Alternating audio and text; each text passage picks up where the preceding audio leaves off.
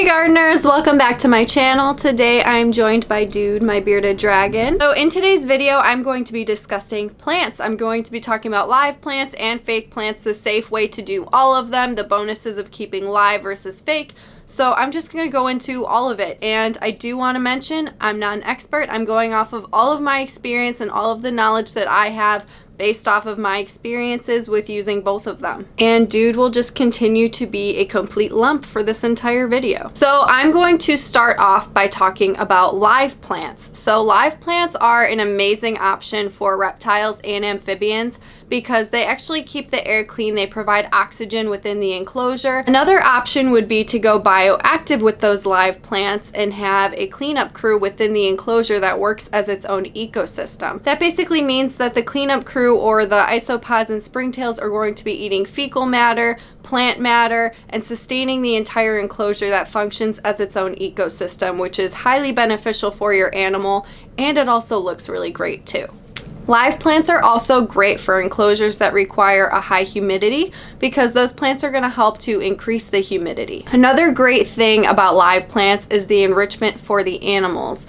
So this actually goes for fake plants as well. But when you have plants in an enclosure, it adds new textures and feels for your animals, which is a form of enrichment. It also provides hiding places for them to feel safe and reduce stress. Live plants are obviously going to be very appealing as well and just bring natural beauty to your enclosures, and it's just overall going to be more appealing to the eye. So the question is, how do you go about putting live plants in an enclosure? So the very first thing to keep in mind if you want to use live plants is to research any potential plants that you would want to put in the enclosure to make sure that they aren't toxic. You're going to need to make sure that those plants aren't toxic on the off chance that maybe your animal tries to eat the plant or something. You don't want them to obviously be poisoned because that would really suck.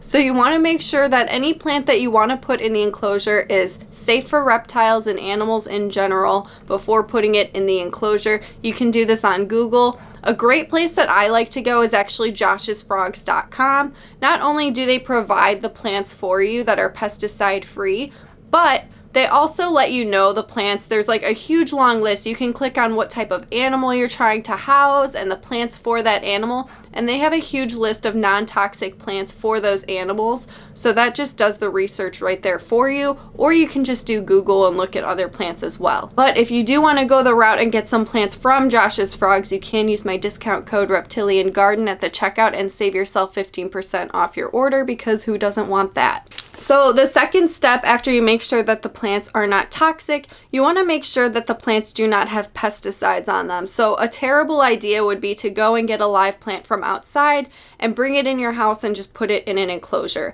That's very dangerous because you don't know if there are pesticides on that plant. So you need to be very careful for that. Even if you're going to be shopping at like Home Depot or something like that, there's a very high chance that there are going to be pesticides on the plants. So it's just very important to inquire wherever you plan to go shopping for your plants to make sure that there are not dangerous pesticides on it that can harm your animals. The third step is to just make sure that you rinse off any plant before putting it in your enclosure. This is just a precaution to make sure that there is no pesticides, there is nothing dangerous on your plant.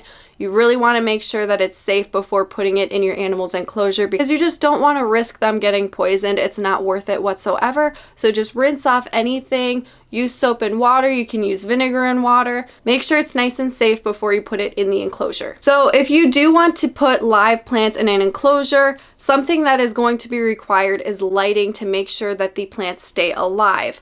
Unless you have a really highly lit room that you're keeping your animals in, then you may not have to worry about this, but for the most part, you're generally going to need lighting to be able to sustain those plants. There are different lighting options that you can use. UVB, you can use UVA, you can use LED, or you can use a light from Soltech Solutions that I'm going to be talking about because it is the coolest thing ever and I was just introduced to it and they just sent me the light. So Soltech Solutions is a company that creates lights that keep plants alive. So this is actually great for just indoor house plants. You can even have a garden in the middle of winter because it can keep like plants and vegetables and fruits alive. So it's really, really great, but you can also use it for your reptiles as well, especially if you're going to be having a live planted or bioactive enclosure because it will sustain those plants. Something that's really great about this Soltech Solutions light is that it actually lasts for up to 15 years compared to like a UVA, a UVB, or an LED that could possibly run out in like a year.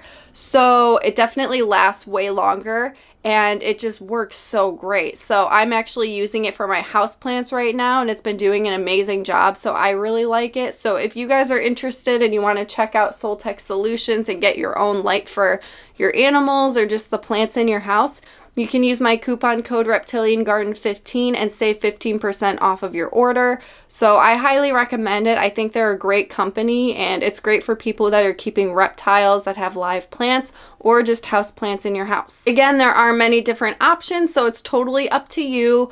The UVA, the UVB, the LED will also do the job. They may not last as long, but it will get the job done and it will keep your plants alive. So the last part when it comes to keeping live plants is that obviously you're going to have to water your plants. So depending on what type of plant you get, it's important to do the research to understand how to keep your plant alive. That's also kind of the fun, because it's like keeping reptiles. You also have to do the research for the plants if you want them to survive. Make sure that you're giving them the proper care in order to thrive in the environment that you're putting them in. So next up, I'm going to talk about fake plants. So fake plants can actually be very beneficial for your animals as well when it comes to enrichment and new feels, adding hides in the enclosure to make your animal feel safe and reduce stress. A lot of people don't really like fake plants because obviously real is just like the best you could possibly get, but there are some situations where the fake plants are actually better. So for example, my pixie frog Janemba, he will completely dig out and kill all of the live plants that I put in his enclosure. My blue-tongued skink is a burrower. He would do the same exact thing. So for those animals, I can only use the fake plants because it's a guarantee that they aren't going to kill them. Fake plants can obviously take a beating and not die because they're fake, so it's something you won't have to worry about, which can be a bonus for you depending on what type of animal you're keeping. So if you are going to go the route of keeping fake plants, there are some things that you should keep in mind.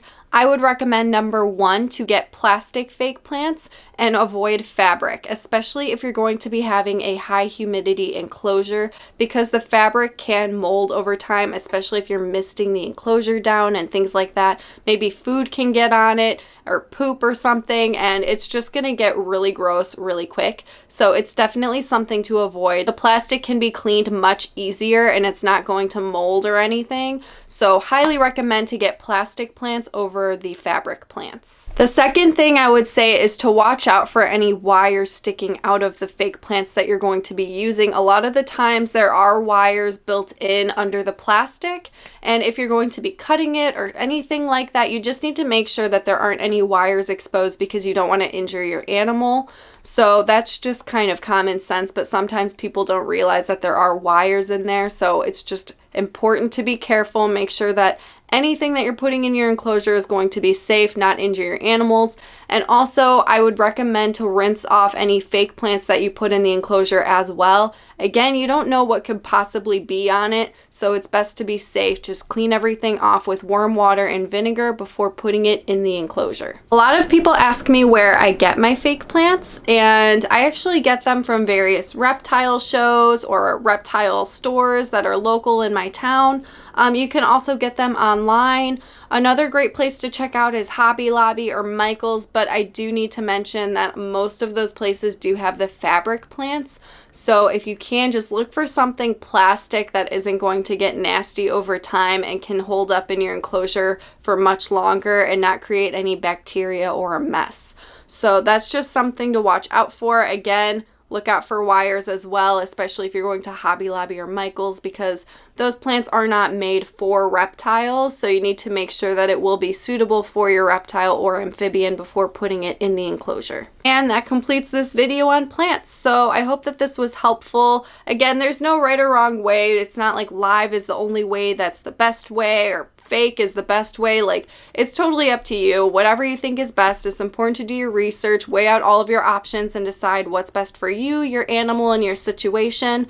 I just want to make sure that whatever you guys choose to do, you're going to be doing it safely for your animals. So I hope that you guys enjoyed this video. Thank you guys so much for watching, and I will see you guys in the next one.